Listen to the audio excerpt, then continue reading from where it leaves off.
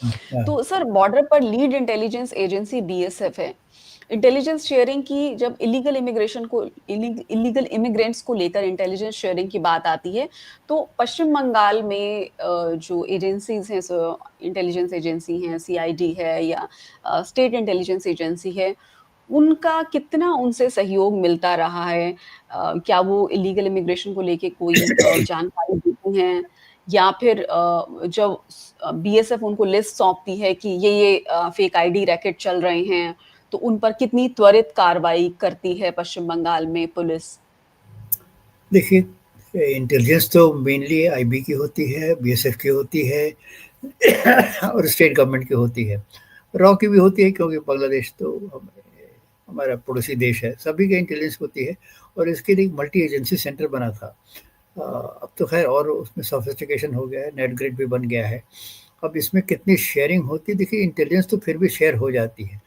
सवाल ये है कार्रवाई होने का। आपको हुँ, जब आपको वो एक कहावत है ना कि आप सोए हुए आदमी को तो जगा सकते हैं, पर जो आदमी ये सोने का बहाना करता है उसको जगाना बड़ा मुश्किल है। तो इंटेलिजेंस तो हमारे पास सब कुछ होती है, उसकी शेयरिंग भी होती है। अब सवाल ये है कि उस पे कार्रवाई क्या जो संबंधित विभाग है वो कार्रवाई करता है या नहीं करता है? वहाँ पे फिर सवाल आता है और वो अगर स्टेट गवर्नमेंट की तरफ से ढिलाई है तो वहाँ पे ढिलाई हो जाएगी, रेवेन्यू एडमिनिस्ट्रेशन की तरफ से ढिलाई है तो वहाँ ढिलाई हो जाएगी, लोकल डिस्ट्रिक्ट ऑफिसर्स नहीं कोऑपरेट कर रहे हैं तो वहाँ प्रॉब्लम हो जाएगी, कहीं न कहीं प्रॉब्लम होगी ज़रूर। या स्टेट गवर्नमेंट के हाईएस्ट लेवल से अगर कुछ है कि नहीं भाई थोड़ा-सा करो, हुँ। ज़्यादा मत करो। ये भी लगे कि हम ऐसा नहीं कि कुछ नहीं कर रहे हैं पर कुछ कर रहे हैं और बाकी कह देंगे जितना हो सकता था हमने कर दिया। तो ये सब बड़ा बड़ा गंदा खेल है जो चल रहा है और इसका सबसे बड़ा खामियाजा तो देश की जनता भुगत रही है और ये जो केंद्र और राज्य का जो आपसी जो कन्फ्रंटेशनिस्ट एटीट्यूड है, जो एक-दूसरे से असहयोग की स्थिति है और एडवर्सरियल रिलेशंस है, उसकी वजह से देश को बहुत नुकसान हो रहा है। मेरा आखिरी सवाल आपसे सर कि ये सुना जाता है, ये मैं सवाल आपसे एक बार फिर पूछ रही हूँ कि जो दलाल हैं, वो किसी तरह बांग्लादेश में फर्ज़ी भारतीय आईडी पहुँचा देते हैं और वही आईडी फर्ज़ी भारतीय आईडी दिखाकर घुसपैठिए भारत में दाखिल हो जाते हैं बीएसएफ को ये फर्ज़ी आईडी दिखाते हैं, फेक इंडियन आईडी। तो ये ज़्यादा ये जो होता है पश्चिम बंगाल में इस तरह के जो फेक आईडी के नेटवर्क हैं, ह्यूमन ट्रैफिकिंग नेटवर्क है, वो ज़्यादा देखा जाता है? तो ये नेटवर्क तो देखिए लोकल पुलिस को तोड़ना पड़ेगा, ये नेटवर्क तो अपने यहाँ है और देखिए हमारे देश में हमेशा देशद्रोहियों की कमी नहीं है, ये मान के चलिए आप। ये दे आप 1857 से लेना चाहें आप प्लासी की लड़ाई से जानने को तो आप और पहले भी जा सकते हैं। हमेशा देशद्रोहियों ने ऐसे ऐसे लोगों ने एक विशेष वर्ग जो पैसे के लिए देश को बेचने के लिए तैयार है, ये हमेशा रहा है। प्लासी की लड़ाई हम लोग को स्कूल में पढ़ाई जाती है, बड़ी भारी लड़ाई थी जिसको लॉर्ड क्लाइव जीते। कोई लड़ाई कुछ नहीं हुई थी। प्लासी की लड़ाई में तो एक सौदा हुआ था। केम पनेकर ने अपनी किताब में लिखा है कि Plassey was not a battle, it was a transaction. तो इसी तरह से अब आज भी ट्रांज़ैक्शंस हो रहे हैं ट्रांज़ैक्शंस हो रहे हैं, पैसे के लिए आप फर्जी पासपोर्ट बनाइए, फर्जी वीज़ा बनाइए, फर्जी आधार कार्ड बनाइए। अब ठीक है, पैसा पैसा दीजिए, सब काम हो जाएगा।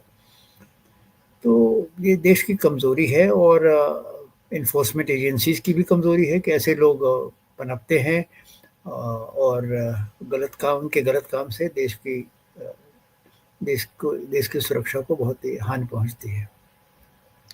ये सर ऐसा हो कैसे जाता है? मतलब दिल्ली में बैठा इंसान ये इमेजिन नहीं कर सकता कि बांग्लादेश में फेक इंडियन आईडीज़ पहुँच रहे हैं। IDs fake Indian IDs Hindustan में बन रहे हैं और वहाँ पहुँचाए जा रहे हैं, इसमें मुश्किल क्या है? आपके यहाँ क्या फेक नहीं है ये बताइए? फेक नैरेटिव, फेक न्यूज़, फर्जी हथियार, अनलाइसेंस्ड वेपन्स कौन-सी चीज़ फेक नहीं है? दूध नकली, खाना नकली, मक्खन नकली और मिठाई नकली, हर चीज़ में तो फेक आ रहा है। हुँ? तो पासपोर्ट भी फेक बन जाता है, आधार कार्ड भी फेक बन जाता है, वीज़ा भी फेक बन जाता है। पैसे दीजिए आप ऐसे लोग हैं और पनप रहे हैं। आखिर माफियाओं का वर्चस्व कैसे होता है? इसी तरह होता है। तो जी। ये देखिए हमारे हमारे हमारे देश में चरित्र की कमज़ोरी, राष्ट्रीय सुरक्षा को कम महत्व देना और राज्य सरकार अपनी डफली अपना-अपना राग जो चलाती है, ये सब बातें एक कटु सत्य है, जिसकी वजह से देश की सुरक्षा को नुकसान पहुँचता है। और जितनी ये फर्जी आईडी रैकेट हैं, इनके तार पश्चिम बंगाल से क्यों जुड़ते हैं? पश्चिम बंगाल में अब वही बड़ी स्टेट है, वहाँ के लोग काफ़ी पढ़े-लिखे थे, पर पढ़े-लिखे लोग अपनी पढ़ाई का और अपने स्किल का और अपने टैलेंट का इस्तेमाल कभी सही करते हैं, कभी गलत करते हैं। मैं ये नहीं कह रहा हूँ कि बंगाली भद्रलोक के लोग ये कर रहे हैं, पर ये है कि जो मुस्लिम एलिमेंट है, वो अपना इसमें लगा हुआ है कि भाई हमारी आबादी बढ़ती रहे। ये तो उनका एक अनडिक्लेयर्ड एजेंडा है ही, खुलेआम वो इस बात को नहीं मानेंगे, ना खुलेआम इस बात को कहेंगे, पर उनका डिक्लेयर्ड एजेंडा है कि डेमोग्राफिकली इतने स्ट्रॉन्ग हो जाओ कि तुम्हारा मतलब स्टेट में तुम्हारी पावर रहे और एक दिन गज़वाए हिंद बन जाए। जी। बहुत-बहुत शुक्रिया प्रकाश सिंह जी हमसे बात करने के लिए और विस्तार से इतने महत्वपूर्ण विषय पर चर्चा करने के लिए। बहुत-बहुत धन्य